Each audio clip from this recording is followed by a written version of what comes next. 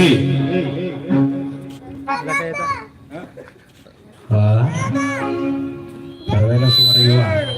ಅಲ್ಲೇ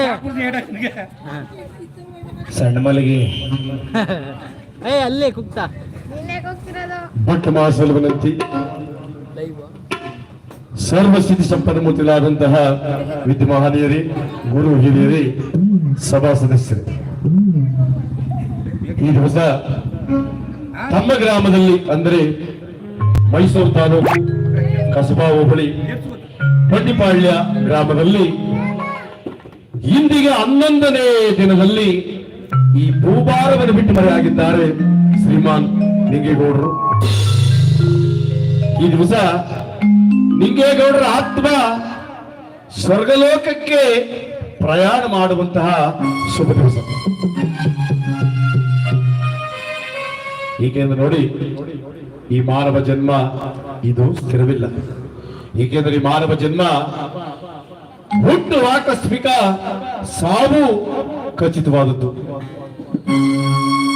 ಸೃಷ್ಟಿಕರ್ತನಾದ ಬ್ರಹ್ಮದೇವ ನಮಗೆ ಯಾವಾಗ ಜನನವಾಗುತ್ತೋ ಆವತ್ತೇ ಮರಣ ಇಂಥ ದಿನ ಅಂತೇಳಿ ಬರೆದಿದ್ದಾರೆ. ಇದನ್ನು ಯಾರು ತಪ್ಪಿಸ್ಕೊಳ್ಳೋಕ್ಕಾಗಲ್ಲ. ನೋಡಿ, ನಾವು ತಾಯಿಯ ಗರ್ಭದಲ್ಲಿ 9 ತಿಂಗಳು ನಾವಿದ್ದು 9 ತಿಂಗಳಾದ ಮೇಲೆ ನಾವು ಈ ಭೂಭಾರಕ್ಕೆ ಬರ್ತೀವಿ. ಆದರೆ ತಾಯಿ ಗರ್ಭದಿಂದ ನಾವು ಈ ಭೂಭಾರಕ್ಕೆ ಬರಬೇಕಾದ್ರೆ 9 ತಿಂಗಳು ಕಾಲಾವಕಾಶ ಬೇಕು. ಈ ಭೂಭಾರವನ್ನು ಬಿಟ್ಟು ನಾವು ಹೋಗ್ಬೇಕಾದ್ರೆ ನಾವು ಇಷ್ಟೇ ದಿವಸಕ್ಕೆ ಹೋಗ್ತೀವಿ ಅಂತ ಹೇಳಲಿಕ್ಕಾಗಲ್ಲ. ಬರಲಿಕ್ಕೆ 9 ತಿಂಗಳು ಕಾಲಾವಕಾಶ.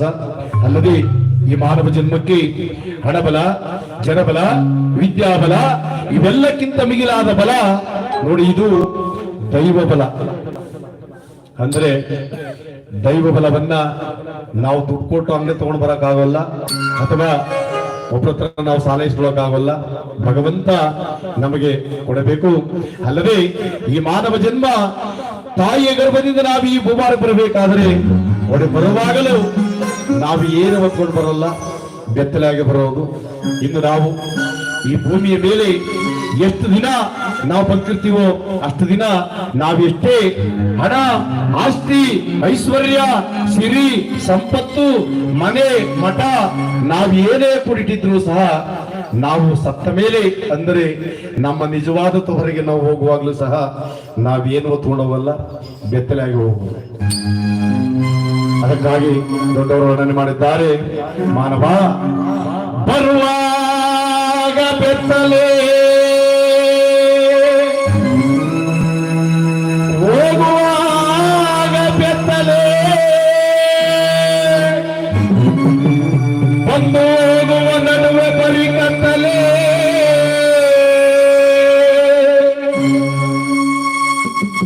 ನೋಡಿ, ಮಾನವ ಜನ್ಮ